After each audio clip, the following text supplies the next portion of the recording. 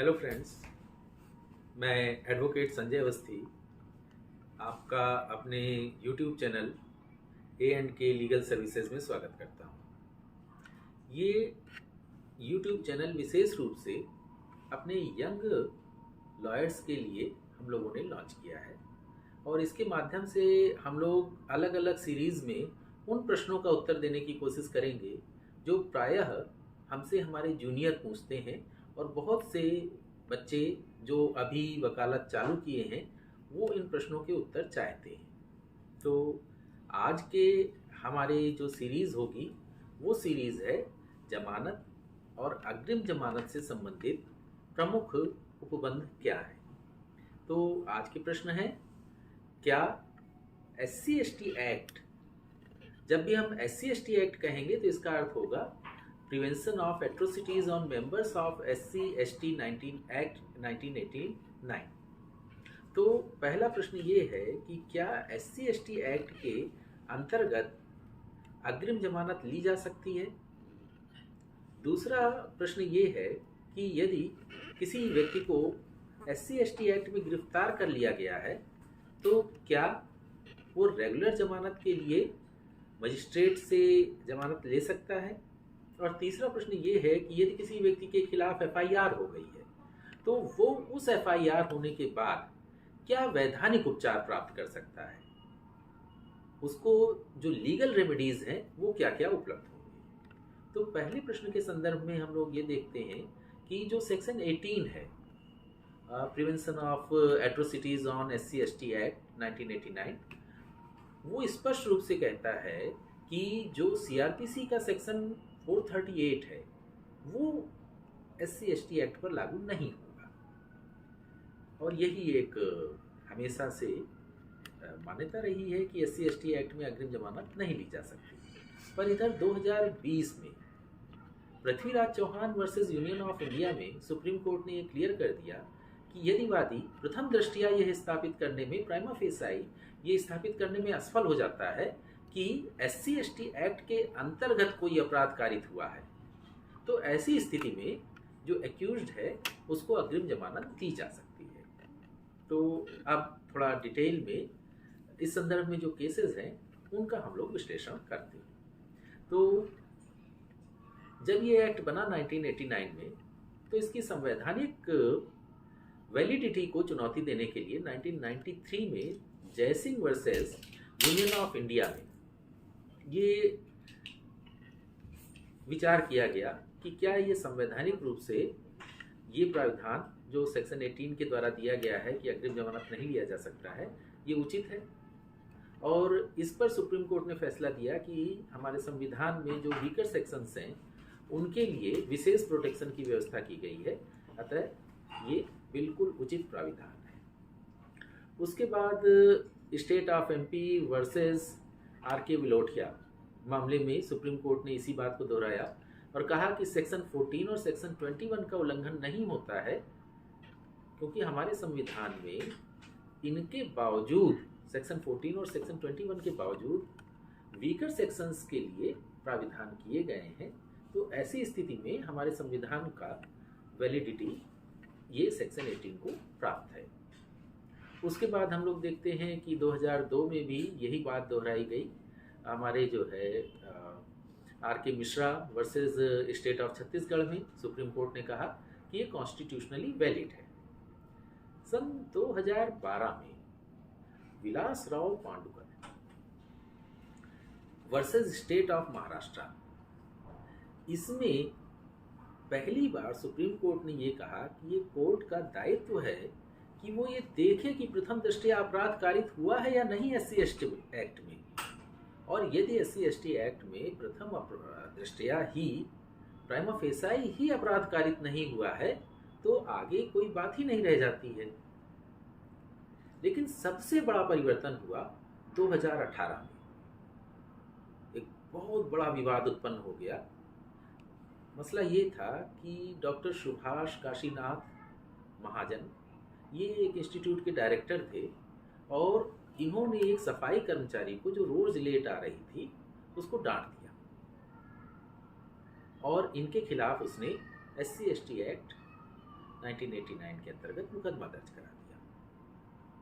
जब आगे चला मुकदमा, तो जो उसकी साथ काम करने वाली महिलाएं थी जिसको उसने गवाह के रूप में प्रस्तुत किया था, उन्होंने कहा कि डांटा तो था, परंतु जो इन्होंने कहा है कि जाति सूचक शब्दों से अपमानित किया, ऐसा कुछ उन्होंने नहीं किया था।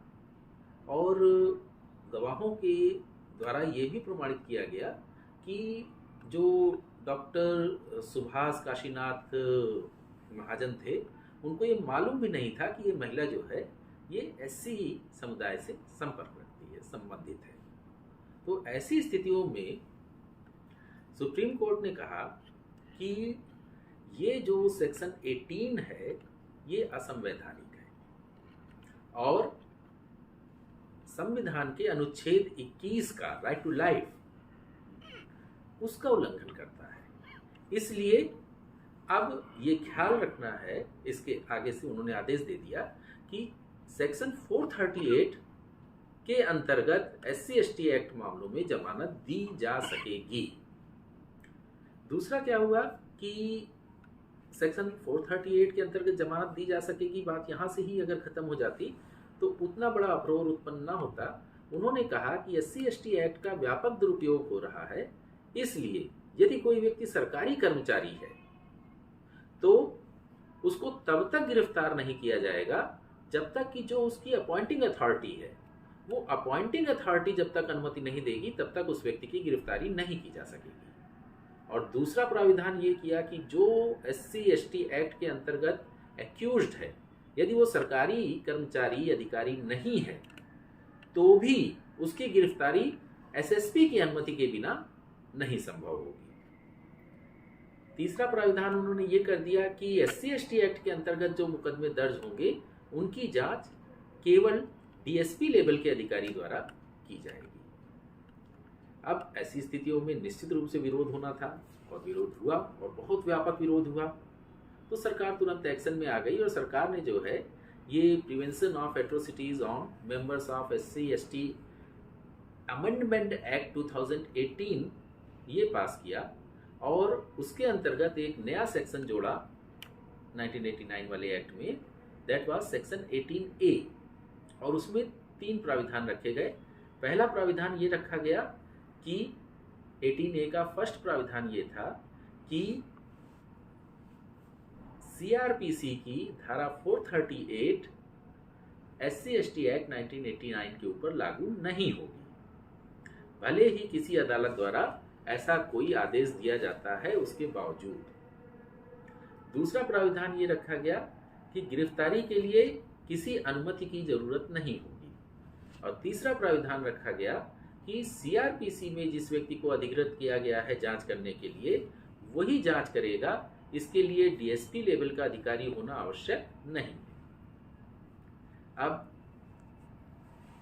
जब ये अमेंडमेंट एक्ट आ गया तो इस अमेंडमेंट एक्ट की वैलिडिटी को चुनौती देने के लिए एक रिव्यू याचिका दाखिल की गई और वो रिव्यू याचिका Prithviraj Chauhan versus union of India 2020 के नाम से प्रसिद्ध है। और इसी में जो है सुप्रीम कोर्ट ने ये कहा कि जो 18A जोड़ा गया है SC/ST एक्ट में ये वैलिड है, ये कॉन्स्टिट्यूशनली वैलिड है। ये प्राविधान जो काशीनाथ महाजन यानी doctor Subhash Kashinath Mahajan versus state of Maharashtra में दिया गया था कि जांच DSP अधिकारी से की जाएगी, DSP स्तर के अधिकारी से कराई जाएगी, ये असंवैधानिक है। ये कि बिना अनुमति के गिरफ्तारी नहीं की जाएगी, ये भी असंवैधानिक है। लेकिन 438 CRPC के मामले में उन्होंने कहा कि यदि वादी प्रथम दृष्टया प्राइमा फेसाई ये स्थापित करने में असफल रहता है कि सेक्शन 3 के अंतर्गत SC/ST एक्ट की जो सेक्शन 3 है उसके अंतर्गत जिन अपराधों का वर्णन है उनमें से कोई अपराध कारित किया गया है, तो ऐसी स्थिति में जमानत दी जा सकती है। सेशन कोर्ट या हाई कोर्ट द्वारा जमानत दी जा सकती है। तो इस प्रकार से आज की परिस्थिति में ये स्पष्ट है कि यद्यपि सामान्य मामलों में सामान्य तौर पर SC/ST एक्ट के अंतर्गत जो मामले दर्ज हैं उनमें अग्रिम जमानत नहीं दी जा सकती, परंतु यदि वादी प्राइमा फेसाई ये स्थापित करने में असफल रहता है कि अपराध कारित हुआ है सेक्शन 3 के अंतर्गत, जो SC/ST एक्ट के सेक्शन धारा 3 है उसके अंतर्गत अपराध कारित हुआ है, तो ऐसी स्थिति में अग्रिम जमानत दी जा सकती है। अब इलाहाबाद हाई कोर्ट में जस्टिस कृष्णा पहल जी ने अभी 2022 में एक निर्णय दिया है, और वो निर्णय कहता है कि जो SC/ST एक्ट का सेक्शन 14A है उसमें जो जमानत शब्द है उसके अंतर्गत अग्रिम जमानत भी समाहित है। यानी जमानत के लिए हाई कोर्ट आने की आवश्यकता नहीं है, सिंपली जो SC/ST कोर्ट है वहाँ पर जो मजिस्ट्रेट है वही 14A के अंतर्गत अग्रिम जमानत भी दे सकता है। और यदि वो अग्रिम जमानत नहीं दे रहे हैं और कोई जो एग्रीव्ड है, वो एग्रीव्ड पार्टी हाई कोर्ट आकर के जमानत के लिए अपील कर सकती है। मद्रास हाई कोर्ट ने तो इससे भी आगे बढ़कर कहा है। उन्होंने कहा कि अगर हमें लगता है कि प्रथम दृष्टया मामला ही नहीं बनता है तो हम 438 में तो जमानत दे ही सकते हैं, साथ ही सेक्शन 482 CRPC के अंतर्गत हम सीधे सीधे FIR ही क्वैश कर देंगे। इस तरह से ये मद्रास हाई कोर्ट का व्यू था, तो ये इसकी वर्तमान स्थिति है। दूसरा प्रश्न ये आता है कि यदि कोई व्यक्ति गिरफ्तार हो गया है, तो हम जानते हैं कि यदि कोई व्यक्ति गिरफ्तार हो गया है तो वो अग्रिम जमानत के लिए नहीं जा सकता। ऐसी स्थिति में उसको क्या उपचार हासिल है? सिंपली वो 14A के अंतर्गत जो SC/ST कोर्ट है उसी में जो मजिस्ट्रेट हैं उनके सामने जमानत याचिका, जो रेगुलर जमानत याचिका है, वो दाखिल करेंगे। और Santosh Kumar Sahu versus state of Odisha 2016 में सुप्रीम कोर्ट ने बिल्कुल स्पष्ट कर दिया है कि मजिस्ट्रेट ऑथराइज्ड हैं SC/ST एक्ट के अंतर्गत जमानत देने के लिए। और अभी हम लोगों ने देखा जस्टिस कृष्णा पहल ने इलाहाबाद हाई कोर्ट में 2022 में ये निर्णय दे दिया कि वो अग्रिम जमानत देने के लिए भी अधिकृत है। अब तीसरा प्रश्न आता है कि यदि कोई व्यक्ति जिसके खिलाफ FIR हो गई है वो त्राण चाहता है, वो लीगल रेमेडी चाहता है, तो वो क्या करेगा?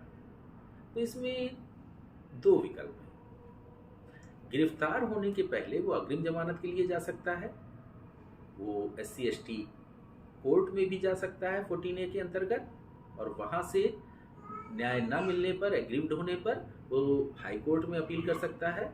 और दूसरा तरीका ये है कि वो 438 के अंतर्गत सेशन कोर्ट में या हाई कोर्ट में जा सकता है। इसके अलावा वो सीधे हाई कोर्ट में सेक्शन 482 CRPC के अंतर्गत FIR को क्वैश कराने के लिए प्रार्थना पत्र दे सकता है। और हाई कोर्ट की ये इनहेरेंट पावर है कि यदि वादी प्रथम दृष्टया ये स्थापित करने में असफल रहता है कि अपराध SC/ST एक्ट के अंतर्गत कारित हुआ है, तो वो उसको FIR को क्वैश कर सकता है। तो साथियों, आज के लिए इतना ही। ये सीरीज चलती रहेगी।